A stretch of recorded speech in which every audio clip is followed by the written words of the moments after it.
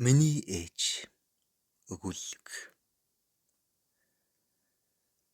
Миний муу ээж ямар бусдын ээжтэй адил булган дээл өмсөж, том том алт зүүгээд л хувийн жолоочтой жип машин унаад л аж зээгээ үнтэй хувийн сургуульд зөөгдөгч биш. Хүүхдүүд нь үнтэй машин унаж алтаар гулягдагч биш. Миний ээжид ердөө цорын ганц булган малгай байдаг. Муу аав минь авч өгсөн болохоор ч тэрв ээж маань түүнийг хачин их нандинна. Шинэ жил цагаан сарын тэрээр нөгөө нандин малгайгаа гаргаад үсийг үлээгээд л сэгсрээд л сүйд болно.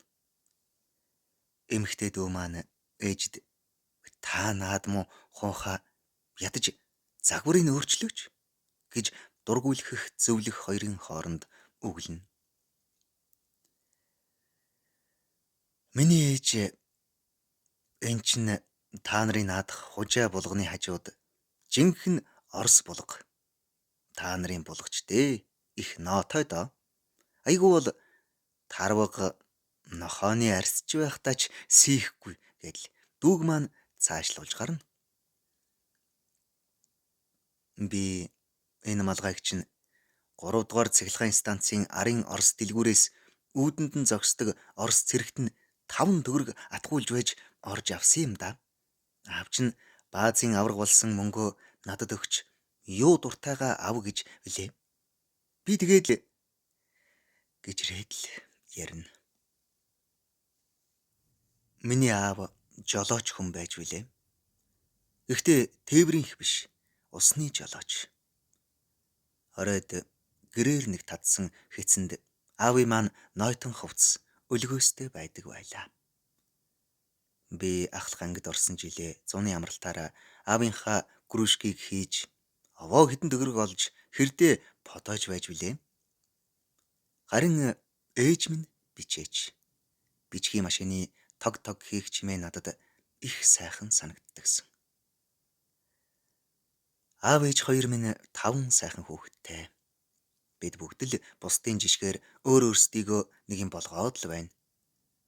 Ээждээ нэг өгөөд илүүчлээд байж чадахгүй ч цагаан сараар ээжийнхээ бэлгэсэлт энтрийг хэдэн төгрөг нийлүүлж угаад аваад өгчихнө. Ээжийн минь ганц санаа зовоодог зүйл гэвэл бидний том эгч. Зах зээл эхэлж байсан үед 2 нэлэх хүүхдээ хаяад Солонгос явж билээ. Эхний хэдэн жил байнга холбоо барьж дүү бидэндээ жижиг бэлгэсэлт энтрийг байнга өгч явуулан бид идж таансагладаг байж билээ. Солонгосоос ирсэн нэг хүнээс эгчигээ хүнтэй суусан гэх мэдээ сонсч бид хэрэндээ баярлаж байж билээ. Солонгос хүнтэй суусан бол ядаж энэ хэдэн дүүгээ татж авахд хялбар даа гэж рэдл аав ээж хоёр минь хоорондоо ярьж байж билээ. Гэтэл эгчийн утсаар хэл барих зайн холдон холдсоор бүр чимээгүй болж 10 гаруй жилийн нүүр үзэж байна да. Ээж аав хоёр маань энэ талаар асууж сургалж яваагүй газар үгүй. Нэг асуухад Сөүлийн захад гахайн аж ахуй эрхэлж байна. Дараа нь хойд Солонгостой хил залгадаг нэг жижиг тосгонд байж байна гин гэдэл үнэн худлан мэддэхгүй мэдээ сонсогдож билээ. Ээж нэг удаа тэр Солонгос нөхөр нь их нарийн утсаарч яриулдгүй гин. Эгчий чинь боол шиг өдөржин зараад хаашаач гаргадгүй юм байх гэж ярьлаа. Та хаанаас сонсов вэ гэдэл зурагтаар нэг монгол хүүхэн ярьж байна. Яг тийм нөхөртэй байсан гин. Арай хийж оргож ирсэн гинэ гэдэг юм байна. Ээж минь ингэж л янз бүрийн юм төсөөлөн бодож, үний юм шиг бодож, түүндээ үнэмшиж, шаналн сууна. Би хэдэн жилийн өмнө Солонгост очлоо. Очсныхоо дараа ойдлын үйлдвэрт нэг хамаатныхаа хүний тусламжтайгаар орж бүгс эргэх зайгүй нэг жижиг өрөөнд 2 сар амьдарч билээ. Миний хийдэг ажил гэвэл Өглөө эртээ 5 цагт босоод ойдолчдын хэрглэж болзошгүй даавуу, утас энэ төр хэрэглэгдэх үнийг агуулгаас гаргаж тавина. Өдөр нь үйлдвэрээс гарч байгаа хог хаягдлыг ялгаж савлах. Гэтэл миний дараагийн дүү нэг өдөр уц цохиж удахгүй ирэх болсноо хэллээ. Дүүгээ тосох санаатай эзнээсээ нэг өдрийн чөлөө аваад онгоцны буудлыг зорилоо. Гай болж онгоцны буудлын дээр цагаачдын албаныхантай халз тулдаг юм байна. Гандан буурахгүй зүхтаалаа. Газар мэдэхгүй болохоор мухар гудамжинд ороод баригдчихдаг байгаа. Дүү бид хоёр Солонгос явах гэж тарьсан өрөө одоо хүртэл төлж бараагүй л байгаа да.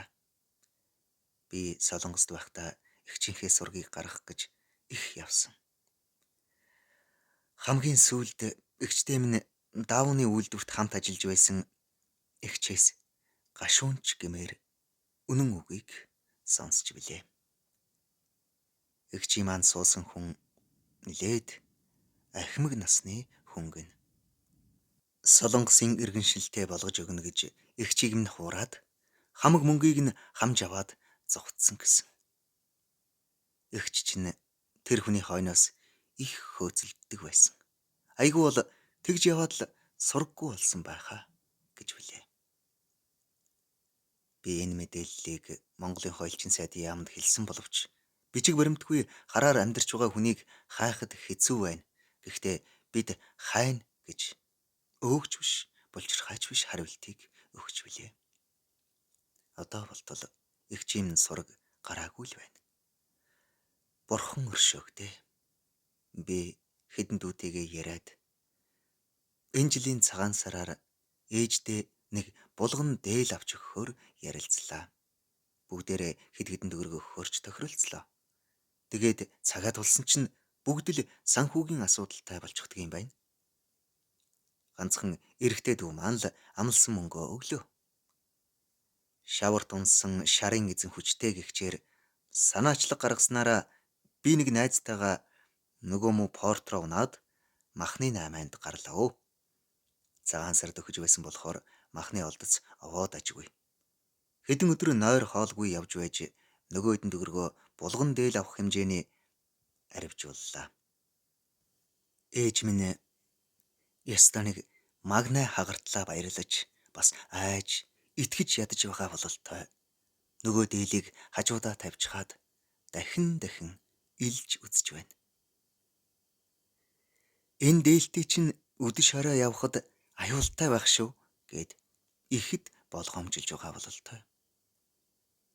Цагаан сараар орж ирсэн болгонд дээлээ үзүүлээд хачин баяртай. Би ээжигээ ийм баяртай байгааг сүүлийн хэдэн жил үзээгүй билээ. Ээжигээ ингэж баярлуулсандаа миний ядаргаач арилжих шиг болсон юм. Удалгүй Мартин 8 болж би ээждээ тоглолтын тасалбар авч өглөө. Ээж минь тоглолтод нөгөө муу Монгол дээлтэйгээ ирж байна. Та чинь нөгөө булган дээлээ өмсөхгүй яагаа вэ? Нөгөө баг дүү чинь нэг өмсчхөд өгье гээд л авсан.